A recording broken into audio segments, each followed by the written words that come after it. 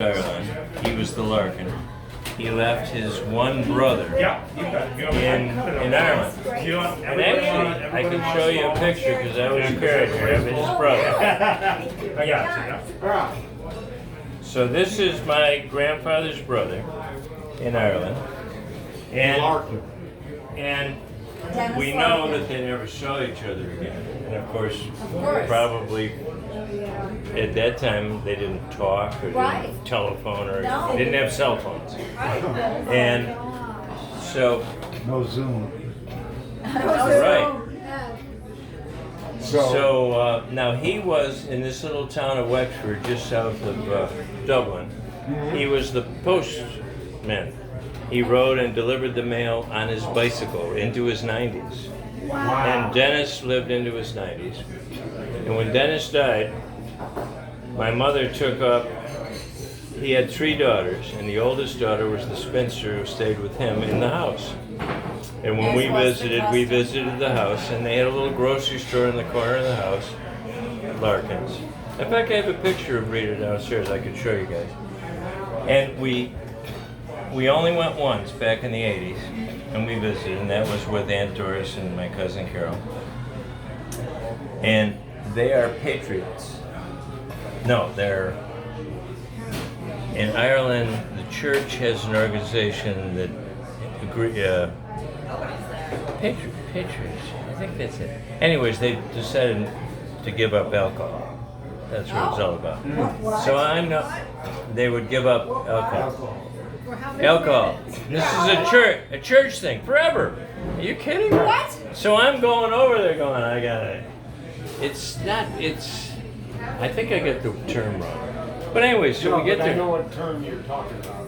I might remember it before you finish. Or I'll remember it tomorrow. So it's just another contrivance of the Catholic Church. Yeah. You know, Yeah, we had to sign a to pledge when keep we were you in growing line. up. The pledge. Right, taking the pledge, Yeah. yes. Sign yeah, a pledge. nice, of Whose course. name did you put on? Yeah. So I'm thinking, oh my God, I'm going over there with my old aunt and Carol, she's not a lot of fun all the time.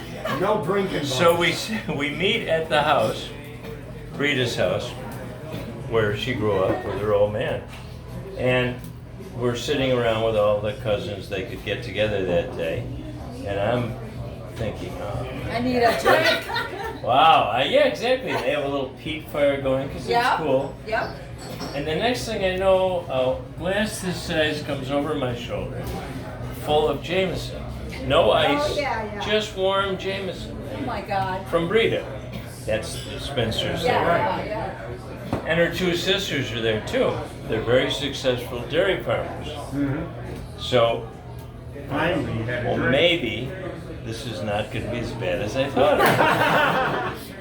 And I'm thinking, I've never had that much Jameson in my life. Jesus, she must have thought I was an alcoholic. So we had our visit.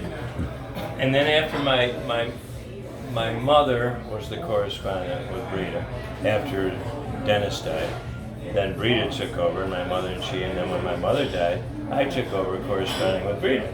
So we would send, she was always rushed. It was these, I'll tell you more later. You could tell she was, I don't know, she was always like in a rush. She didn't write very extensively. But there was a lot of things like in her writing, TG, that would be short for thank God. A lot of Irish expressions, and you finally figured out what they were. Right. Well, now I've lost total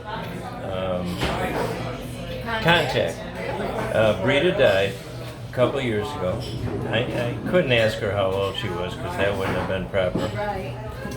But I knew she was not a generation, but she was old. And she died. And I get a call in the middle of the night from her sister's daughter, Mary, who was the modern, younger Irish woman, who was a computer person. That's all. She didn't like to write letters. She wanted to do everything by computer. So we got emails exchanged and everything. Well, I get the call in the middle of the night. I'm half asleep, and it's Mary saying Brita has passed away. And I know it's the middle of the night, and I don't want to, but we'll talk you know, we'll have more to say afterwards. Oh, look at you. Well, Get out of the way. I can't get any response at Oh, all really? from anyone. Here. No, and so I feel bad that I've lost total contact. There's nobody else that I ever corresponded with, but I met them all over there. Give the birthday girl some of hers before she falls. Yeah. So, yeah, it is kind of to lose that contact. And I think, you know how Irish hold grudges? Well, we never went back.